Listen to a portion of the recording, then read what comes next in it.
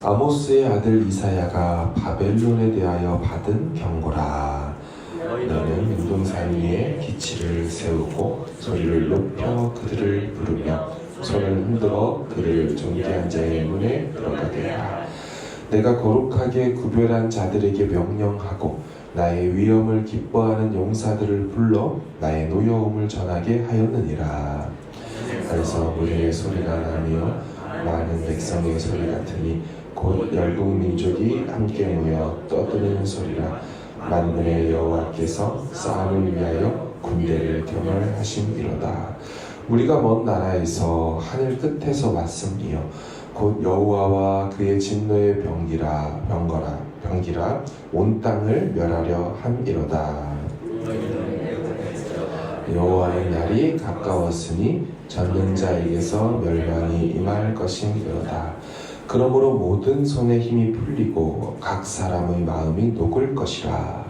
그들이 놀라며 슬픔에 사로잡혀 해산이 임박한 여자같이 고통하며 서로 보고 놀라며 얼굴이 불꽃 같으리로다. 보라, 여호와의 날 곧 잔혹히 분냄과 맹렬히 노하는 날이 이르러 땅을 황폐하게 하고 그 중에서 죄인들을 멸하리니.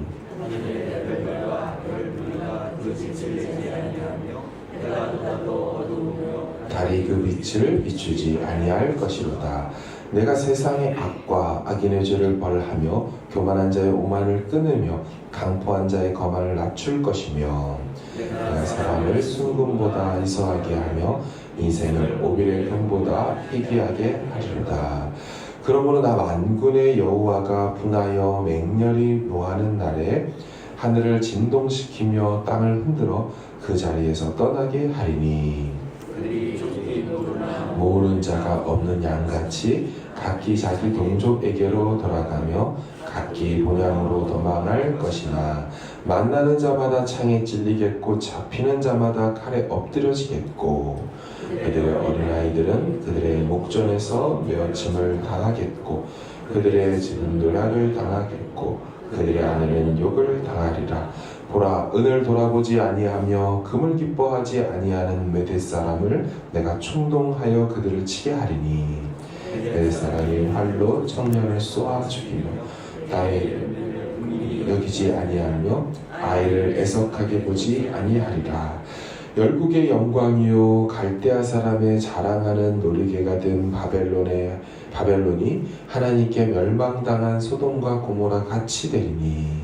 그곳에 거주할 자가 없고 거주할 사람이 그대에 없을 것이며 아라비아 사람도 거기에 장막을 치지 아니하며 목자들도 그곳에 그들의 양떼를 쉬게 하지 아니할 것이요 오직 들짐승들이 거기에 엎드리고 부르짖는 짐승이 그들의 가옥에 가득하며 타조가 거기에 깃들이며 들량이 거기에서 뛸 것이요 내 궁성에는 승냥이가 부르짖을 것이요 화려하던 궁전에는 들깨가 올 것이라. 그의 때가 가까우며 그의 날이 오래지 아니하리라. 아멘. 오늘 본문에서 이사야 전반부의 두 번째 파트인 이방 민족에 대한 내용이 시작됩니다. 어제까지 말씀드린 것처럼 1장에서 12장까지는 전반부 유다와 예루살렘에 대한 거였다면 오늘부터는 이제 이방 민족들에 대해서 예언을 하십니다. 순서대로 좀 보면 바벨론, 블레셋, 모압, 다메섹, 애굽, 에돔, 아라비아, 두로까지 이 나라들에 대하여 이방 민족들에 대한 심판 말씀을 전하십니다. 오늘 본문은 이제 첫 번째 바벨론에 대한 말씀이죠. 하나님은 바벨론을 심판하기 위하여서 군대 소집을 명령하십니다. 3절을 보시면 내가 거룩하게 구별한 자들에게 명령하고 나의 위엄을 기뻐하는 용사들을 불러 나의 노여움을 전하게 하였느니라. 하나님의 노여움을 전하게 하려고 군대를 소집했다. 꽤 많은 여호와의 군대가 모여들었습니다. 5절을 보시면 무리가 먼 나라에서 하늘 끝에서 왔으며 곧 여호와와 그의 진노의 병기라 온 땅을 멸하려 함이라. 하나님이 소집하신 군대가요 어떻게 오냐면 하늘 끝에서 온다고 합니다. 하늘 군대가 내려오는 것이죠. 이는 생각해 보니까 예전에 그 아람 왕 벤하닷이 엘리사 선지자를 죽이겠다고 온 그 산에 포위했던 것을 기억하실 겁니다. 그때 엘리사의 청년 종이 두려워 떨 때 엘리사가 그의 눈을 열어달라고 하나님께 기도했고 온 산에 뭐가 있었어요? 불말과 불병거가 엘리사를 보호하고 있음을 그 청년 종이 이제 영안이 열려서 이제 보이게 되었죠. 그런 불말과 불병거와 같은 하늘 군대들이 하늘 끝에서 오게 됐어요. 그럼 하늘 끝에서만 왔습니까? 아니요. 땅 끝에서도 도착했습니다. 먼 나라라는 표현이 땅 끝에서도 왔다. 하늘 군대, 땅의 군대들을 다 모았습니다. 어마어마한 수가 되겠죠. 그리고 하나님께서 모여진 군대들이 이제 전쟁을 하러 나갈 준비가 됐는지 사단장께서 총사령관께서 직접 검열을 하시죠. 4절을 보시면 산에서 무리의 소리가 나며 많은 백성의 소리 같으니 곧 열국 민족이 함께 모여 떠드는 소리라. 만군의 여호와께서 싸움을 위하여 군대를 검열하신 이로다. 하나님의 군대에 정비를 하고 계십니다. 드디어 전쟁의 날이 되었습니다. 작전명은 여호와의 날입니다. 6절을 보시면 너희는 애곡할지어다 여호와의 날이 가까웠으니 전능자에게서 멸망이 임할 것이미로다. 디데이가 여호와의 날로 정하여졌습니다. 이제 이들이 겪게 될 미래를 좀 보십시오. 7, 8절에 보시면 그러므로 모든 손의 힘이 풀리고 각 사람의 마음이 녹을 것이라. 그들이 놀라며 괴로움과 슬픔에 사로잡혀 해산이 임박한 여자같이 고통하고 서로 보고 놀라고 얼굴이 불꽃 같으리로다. 얼마나 당황했는지, 얼마나 겁을 집어먹었는지 그들의 얼굴이 불꽃처럼 시뻘개졌다. 어찌하지 못하는 긴장과 당황함의 모습이죠. 이날 전쟁의 분위기는 가히 우주적 전쟁을 연상하게 만듭니다. 하늘 조명이 꺼져버립니다. 두려움 가득한 깜깜한 속에서 사륙이 일어나게 됩니다. 10절을 보시면 하늘의 별들과 별무리가 그 빛을 내지 아니하며 해가 돋아도 어둡고 달이 그 빛을 비추지 아니할 것이로다. 이 같은 모습은요 우주적 전쟁의 모습으로 보이는 것도 있지만 동시에 실제로 땅 위에서 아주 격렬한 전쟁이 파괴가 일어날 때 나타나는 현상입니다. 실제로 해달 별의 빛이 꺼지는 것이 아니고요. 모든 이 땅에 있는 집과 재물과 물건들이 불타버리는 겁니다. 어마어마한 화재가 일어나자 그 피어오른 연기로 인하여 하늘의 빛을 가리게 되는 거죠. 그래서 낮이든 밤이든 전혀 볼 수 없는 해와 달이 마치 떠도 돋아올라도 빛을 잃은 것처럼 보인다라는 것입니다. 진짜 빛이 사라진 것이라고도 볼 수 있지만 오히려 전쟁으로 인하여 화산 이런 거 터지면 안 보이잖아요. 그런 암흑이 되어버리는 것이죠. 하나님은 이날에 세상의 악과 악인의 죄를 벌하고 교만한 자의 오만을 끊고 강포한 자의 거만을 낮출 거라고 말씀합니다. 여러분 어떻게 들으시는지 모르겠지만 세상에 얼마나 악인들이 많습니까? 온갖 불법과 부정한 일들을 하면서도 부끄러운 줄을 모르고 양심은 와인을 맞아서 완전히 기능을 상실한 인간들이 있습니다. 남의 돈을 떼어 먹고도 숨어버리고 그러다가 시간 지나서 슬그머니 다시 나와 다시 사기 행각을 벌이고 한 번 더 성공하면 걸떵떵거리며 잘난 체하고 살아갑니다. 그러면서도 그 악한 일들을 부끄러워하지 아니하고 사업 아이템이라면서 사기짓을 또 계획합니다. 왜 그랬냐고, 왜 사람을 죽였냐고, 왜 저 사람들한테 그런 짓을 했냐고 하면 호기심에 했어요. 흥미로 했어요. 화가 나서 그랬어요. 술김에 그랬어요. 혹은 아무 감정을 못 느끼는 사이코패스까지. 말도 안 되는 구실들로 부녀자들을 희롱하고 폭행하고 짓밟고 약자들의 돈을 깡그리 털어서 주머니에 착복하는 일들이 있습니다. 그들은 자신들의 행위를 걸려도 부정해버리거나 무슨 수를 써서라도 면피하려고 하는 생각밖에 없는 자들이죠. 하나님은요, 이사야 시대 당시에도 있었던 이런 교만한 자들, 강포하고 사기치는 자들 다 섬멸하고 전면에서 멸망시킬 것이라고 하시죠. 이게 공의의 하나님이죠. 심판의 날, 여호와의 날에 여호와의 군대로 하여금 짓밟아 버릴 거라고 말씀합니다. 15, 16절을 보십시오. 만나는 자마다 창에 찔리겠고 잡히는 자마다 칼에 엎드러지겠고 그들의 어린아이들은 그들의 목전에서 메어침을 당하겠고 그들의 집은 노략을 당하고 그들의 아내는 욕을 당하리라. 이들의 운명은요, 야생 사냥감이 될 것이라고 말합니다. 이거 사냥하는 모습의 방부라는 거죠. 누구든 그날에 걸리고 잡히면 다 죽임을 당할 거라고 하죠. 남자 여자 안 가린다. 작고 순진한 아이들도 무자비하고 야만적으로 살해당할 것이다. 그 부모들은 이를 무력하게 보고만 있을 것이다. 그리고 너희들의 아내는 강간을 당할 것이다 라고 말하죠. 욕을 당하리라, 성폭력을 의미하는 기술 단어입니다. 완벽한 무정부 상태, 인간성, 도덕성은 전혀 찾아볼 수 없는 짐승세계로 하나님이 심판하실 것이라고 하죠. 바벨론, 저들은 아주 철저하게 멸망할 것입니다. 특별히 하나님은요, 진노의 막대기 나라를 일으켜서 이 일들을 행할 것이라고 말하죠. 대대로 하나님의 일하시는 방식을 이제 보아오셨을 겁니다. 북이스라엘의 말을 안 들으니까 어떻게 해요?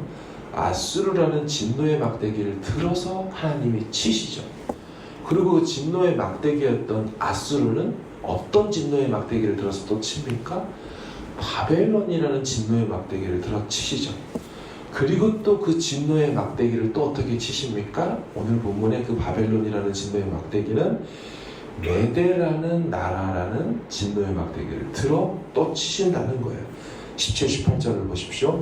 보라, 은을 돌아보지 아니하며 금을 기뻐하지 아니하는 메대 사람을 내가 충동하여 그들 바벨론을 치게 할 거다. 메대 사람이 활로 청년을 쏘아 죽이며 태의 열매를 긍휼히 여기지 아니하며 아이를 애석하게 보지 아니하리라. 여러분, 이 나라도 상당히 무서운 나라입니다. 지금 저번에 말씀드렸던 아수르가 잔인하고 잔혹한데 바벨론이 그 나라를 멸망시키는 나라가 됐고, 지금 나오는 메대가 또 이 바벨론을 멸망시키는 나라가 됩니다. 여러분, 보통은요, 공격해오는 나라한테 조공이라는 것을 바치면 어느 정도 달래집니다. 공격하는 나라도 계산이라는 걸 한다는 거예요. 결국 왜 공격합니까? 약탈해서 더 부강해지고 그 땅 갖고 더 잘 살아먹겠다고 그거 하는 건데, 이렇게 메시지를 보내는 거예요. 굳이 힘들게 오지 않으셔도 군병력 모아서 오다가 전사되고 군도 싸우다가 병력 손실하는 거 하지 마시고 안 오셔도 저희가 드리겠습니다. 이런 식으로 달래는 거예요. 그럼 그 나라 왕도 생각해보면 힘들게 몇 달 걸려서 원정 가느니 그냥 보내온 조공 받고 말 잘 들어라 하고 보통은 멈춰요. 문제가 생기는 건 이 조공을 끊거나 더 조공을 바치지 않을 때죠. 그런데 오늘 본문에 바벨론을 치겠다는 나라 메대는 조공이 안 통하는 나라라고 되어 있어요. 17절, 보라, 은을 돌아보지 아니하며 금을 기뻐하지 아니하는 메대 사람을 충동질시켜 치게 하겠다. 못 막을 거라는 거예요. 아무리 대단했던 너희 바벨론이 수많은 은금을 다 끌어당기고, 아시는 것처럼 바벨론이 남유다를 멸망시키잖아요. 느부갓네살의 형전 기물과 모든 거 금방 패고 뭐고 싹 다 가져가잖아요. 그런 거 다 취해 있어도 너희들을 멸망시킨 메대가 올 때는 그걸로 안 달래질 거다. 우린 역사를 알죠. 역시나 못 달랬습니다. 메대와 바사, 메디아라는 나라와 바사 페르시아라는 나라의 왕인 고레스가 와서 싹 다 밀어버릴 때 그냥 아무 손도 못 쓰고 그날 망하죠. 우린 다니엘서에 나오는 그 역사의 현장 얘기를 보면서 벨사살 왕이 하루아침에 함락된 것을 통하여 알 수 있습니다. 결국 그들도 대단하다고 스스로를 여겼을지 모르지만 하나님 손에 붙들린 진노의 막대기에 불과했습니다. 계속 저들은 짐승처럼 먹고 또 먹히고 또 먹히는 먹이사슬 같은 그런 관계 속에 있을 뿐이었죠. 그런데 여러분 잘 보십시오. 이 모든 일들은 아모스의 아들 이사야에게 임한 계시의 말씀입니다. 신탁, 특별히 오라클이라고 영어로 하죠. 하나님이 주신 말씀. 무슨 얘기냐면 어느 하나에게 우연히 일어난 게 아니라는 거예요.